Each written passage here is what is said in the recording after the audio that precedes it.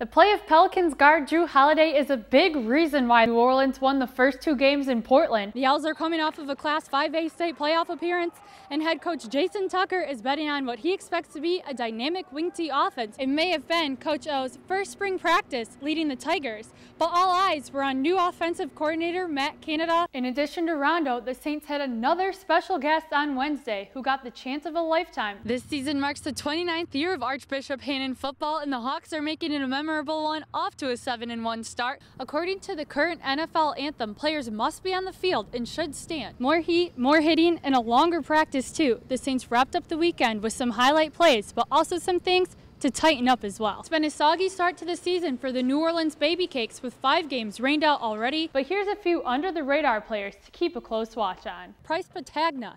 At 5'7", he may not be a big kid, but he definitely plays big. An embarrassing moment for the Saints organization. Cornerback Delvin Breaux will have surgery for a fractured fibula. Why was it so important to you to retire with the Saints? I know you won a Super Bowl with the 49ers, but you had to come back to New Orleans. With training camps held away from home since 2014, the Saints went on to produce 3 consecutive 7-9 seasons. The New England Patriots stormed back to win it all. Let's catch you up on the action. One high school junior is quietly playing his way into the national spotlight as the #1 defensive tackle in the country for the 2019 class. Baseball is back in New Orleans with a new era of Baby Cakes baseball getting underway, and there's certainly been a lot of talk about the name change. More on the student athletes from St. Charles Parish going on to play at the next level. Every day begins the same for Archbishop Hannon's football team. With a prayer. I am third, and that's based off of God is first, family is second, and the individual is third. We really embrace that as a football team because everything evolves around God in this program. It's prayer. I mean, we have pillars on the back of our helmets. It's everything. It's God, the cross right here. One quarterback's God-given talent has taken him down the unlikeliest of paths.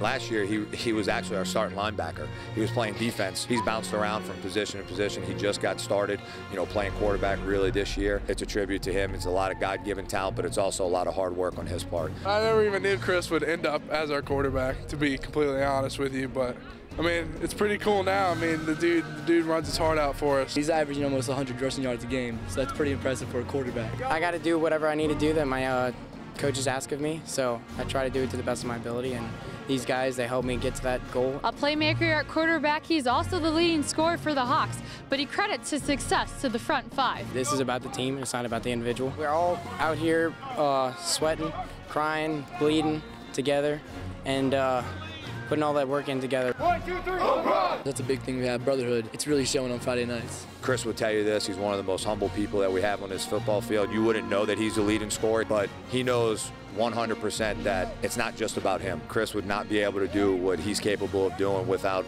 our starting offensive lineman, and Seth Caillouette's a part of that. Undefeated up until last week, the Hawks are using that hard-fought loss as motivation. It's going to be in the record books, but everybody's come back ready to go. We can't dwell on that. I mean, as a team together, we've accomplished a lot of things. We're tied with the 2nd best record in school history. Yeah, every week, it's new week. Although 7-1, it's back to 0-0 in their book, focused on their next win. You decide how this season's going to be. It's on you. We're in the driver's seat right now. We control our own destiny and how this thing plays out. We're either a 7-3 team, we're an 8-2, or a 9-1. How much work we put in right now is going to depend on which option we get. We forgot how to lose, so we love winning, and we just kind of embrace the winning feeling, and now we're getting humbled. We got humbled this week, and we're gonna come back out strong. Perfect execution, everything we do. In Covington, Bri Harvey, South Louisiana football.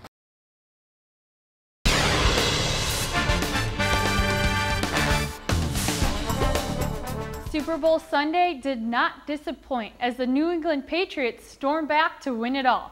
Let's catch you up on the action. Tom Brady and the Patriots representing the AFC on the biggest stage in Houston as they battle the NFC champion Falcons.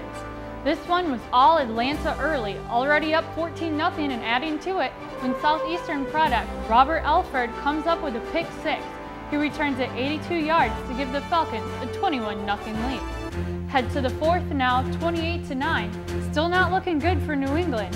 Grady Jarrett was a nightmare for Brady.